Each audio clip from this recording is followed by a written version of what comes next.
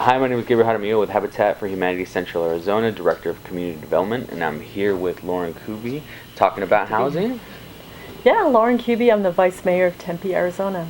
Thank you for having a conversation with us about housing. I know it's a big topic for the city and for the state of Arizona, Yes. and it's become more of a national point of discussion. So, again, thank you for having this conversation with us. So I wanted to ask you. What do you feel the state of housing is here in Tempe and having such a unique challenges that Tempe does? Well, and thanks for putting the national and regional context in mind, because we are in a crisis of affordability in Tempe and in Arizona and in the country. And we've done a community survey, and that was the cross-cutting overriding issue that our citizens notice, that we have a crisis in affordable housing. And I'd say it's one of the top priorities of the City Council. Awesome. And we see it throughout the entire state as we talk to other affiliates and locally. Habitat for Humanity builds affordable housing. We are looking for different ways to help address housing, whether it's through our neighborhood revitalization or building more single-family ownership models and looking into additional models as well. Yeah, and I can't say enough that Habitat for Humanity has been such an essential partner for Tempe, and like you say, not just with the building of housing, but with the renovation of existing housing, because the most sustainable housing sometimes is housing that you restore and revitalize and keeps people in their homes. So I'm so appreciative of the partnership we have. Our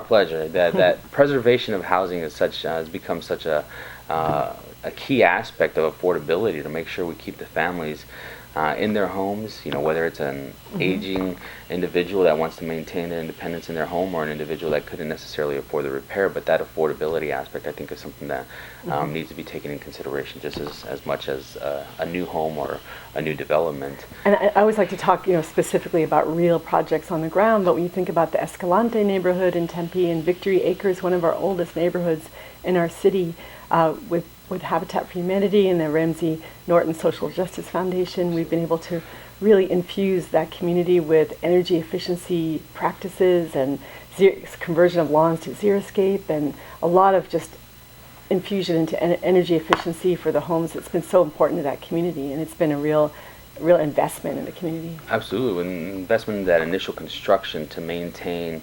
affordability as the key factor. I mean, through efficiency, to make sure that the families can afford that payment of the electrical payment, the water payment, whatever it may be, to maintain that affordability. That's something that's extremely important, that I think when addressing housing needs to be taken into consideration when how we're going to build that design of that build as well. So what are some innovative policies and practices that the city is implementing to address affordable housing? Great question. So we adopted a very aggressive affordable housing strategy. It took 2 years to accomplish, but we've made a commitment to increase our affordable housing and workforce housing and make that our #1 priority. One really innovative tool we've adopted, we're the first in Arizona to do so, was to adopt an affordable housing impact statement. It's called an AHIS. You've heard of environmental impact statements? Well, affordable housing impact statement helps us to assess if a development's coming in, is that going to add to our affordable housing mix, take away? Is it going to add to our workforce housing mix, take away? It enables us to keep up with our, quantifying what our housing situation is. And when we make a decision, we know outright, a snapshot in time, what this particular project is going to do to our affordable housing picture. Well, it's a great way to identify developers that are willing to contribute and partner with the city to address affordable housing issues through their development. So I'm glad to hear that you're using that tool. And it's important that from the moment they come to the city, they're handed this affordable housing impact statement. It's like, let us know what you're doing here. And we can't require affordable housing, but when they see that as one of the first interactions with community development, they're put on alert that this council is looking for projects that will have mixed use, that will have affordable workforce and market rate all mixed together. Well, and that's one of the, would like to thank the city for the partnership. Habitat, an affordable home builder, would partnered on a great project, the Parkview Townhomes, there in the Escalante community, to build 18 homes, affordable housing units on just under an acre to meet, to take advantage of the density and the light rail construction, the transportation needs and the efficiency needs.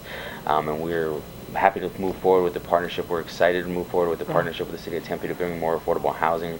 That was such an exciting project because we approved it shortly after I was on council, and to be able to see it from just an idea to its inception and then see all the volunteers come in and visit the project, it just seemed to go up pretty quickly. And then to have the celebration at the end and actually meet the families and see how the construction was so solid and so energy efficient in design, it was such a joy, like for every aspect of it.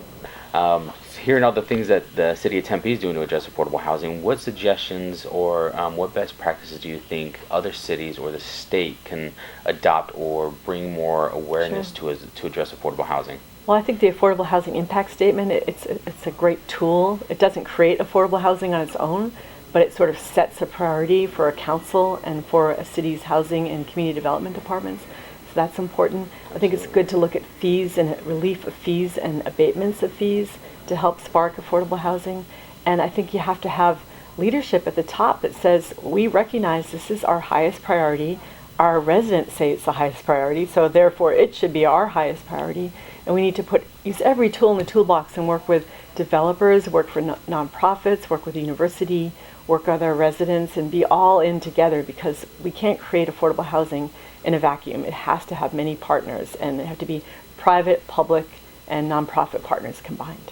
Absolutely, and I know the most recent statistic is the state of Arizona is short some 200,000 affordable units, Yes.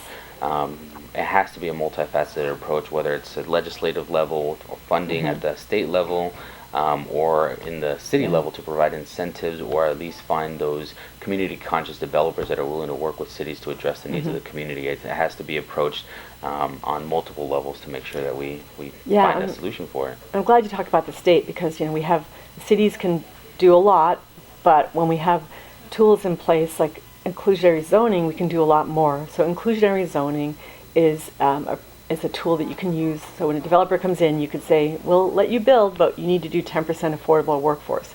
That tool is illegal in the state of Arizona, but across the country, cities use inclusionary zoning to help create affordable and workforce housing.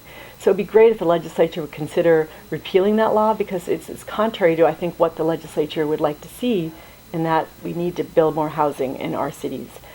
Vice Mayor Kuby, thank you for your time. Thank you for having this conversation about affordable housing, bringing more awareness to it.